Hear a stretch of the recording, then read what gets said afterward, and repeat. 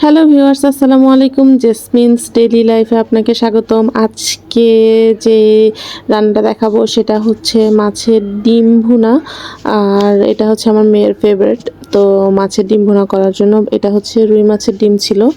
তো রুই মাছের ডিমগুলোকে প্রথমে আমি ভালো করে ধুয়ে নিয়েছি। কিছু ডিম হচ্ছে লাল লাল ছিল, এই জন্য আপনাদেরকে একটু লাল লাল দেখা গেছে। আর ওখানে আমি একটু হলুদের গুঁড়া, একটু মরিচের গুঁড়া, একটু লবণ দিয়ে হচ্ছে প্রথমে ডিমগুলোকে আমি ভালোভাবে ভেজে নেব। তো এই যে আমি কড়াইতে দিয়ে দিয়েছি।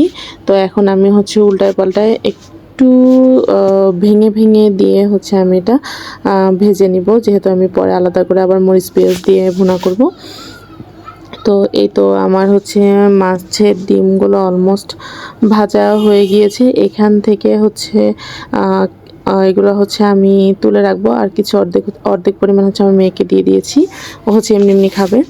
আর বাকি যে ডিম ভাজার পর কড়াইতে যে তেলগুলো ছিল ওখানে আমি আর এক্সট্রা করে আরেকটু তেল দিয়েছি। দিয়ে তারপরে দিয়ে দিচ্ছি হচ্ছে পেঁয়াজ কুচি, তারপরে দিয়ে দিচ্ছি হচ্ছে মরিচ কুচি।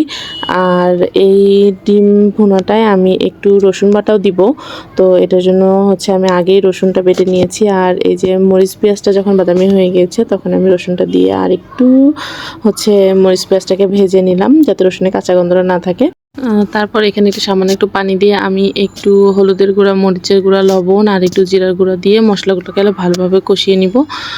তো ভালো আর খেয়াল রাখতে হবে যাতে পুড়ে না যায়। তো মশলাগুলোকে আমি ভালোভাবে একটু সামান্য একটু ঝোল দিয়ে পরে হচ্ছে একটু কষিয়ে নিয়েছি।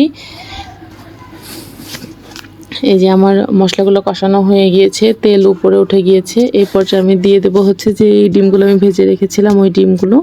তো এইগুলো দিয়ে আমি ভালোভাবে উল্টিয়ে পাল্টিয়ে নেড়ে চেড়ে নিব। তো ভালোভাবে নাড়াচাড়া হয়ে গেলে তারপর আমি হচ্ছে সামান্য একটু পানি দিয়েছিলাম, যেটা আমি ভিডিওতে দেখাইনি। তো এই তো আমার রান্না শেষ। আর আমার মাছের ডিম ভুনা হয়ে গিয়েছে। তো আপনাদের কাছে আমার রান্নাটা কেমন লেগেছে অবশ্যই কমেন্ট করে জানাবেন। ভালো লাগলে লাইক কমেন্ট শেয়ার করবেন, আর ভালো না লাগলে স্কিপ করবেন। সবাই ভালো থাকবেন। আল্লাহ হাফেজ।